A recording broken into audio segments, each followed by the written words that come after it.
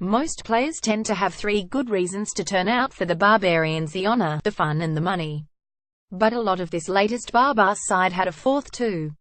They wanted to prove a point to Steve Hansen and the All Blacks management. There were 10 New Zealanders in the Barbarians starting lineup, and another 3 on the bench. For a few, such as Ben Franks and Andy Ellis, their All Blacks careers are already over, but plenty of the rest still dream of making the team.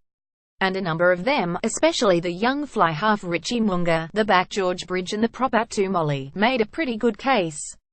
Mo'unga and Molly are going to join up with the All Blacks for their midweek game against France 15.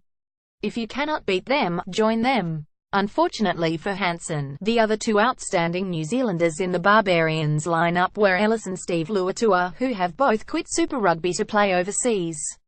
Ellis, who won the last of his 28 caps in 2015, had a sparky game at scrum half, snapping his passes this way and that, sniping around the breakdown.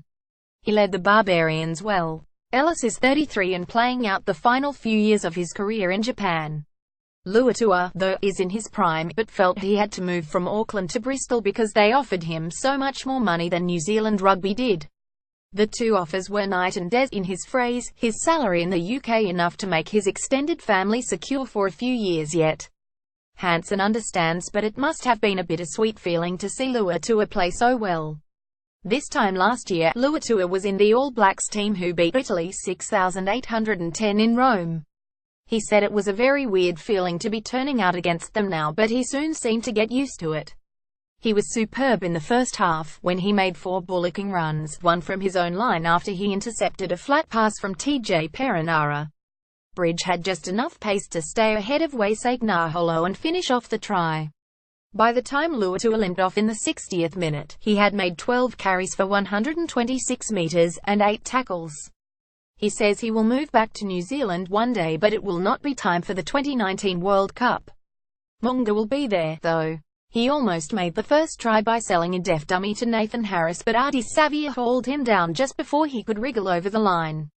He did finish one soon after, popping up on the right wing, and he showed some brilliantly skillful touches around the field, like the brilliant catch he took deep in his own half, just inside the touch lane.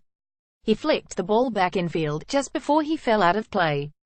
Mo'unga was called up to the All Blacks squad for the first time last month as cover for Beauden Barrett. You guess he will be back in the test squad time soon enough. Bridge shaped up well at back too, especially as he did not even know he was going to be playing till this time last week. Julian Savea, though, hardly seemed to feature. Conspicuous as he is out on the wing, the ball barely came his way and, when it did, he did not manage to do much with it.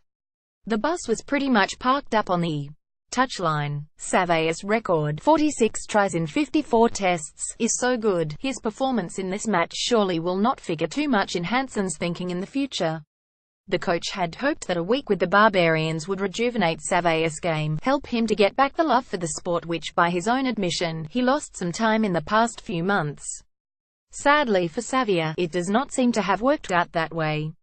Hansen admitted he would be lying if he said he hadn't been paying attention to the way the New Zealanders in the Barbarians team had played, but, at the same time, he was not about to read too much into it.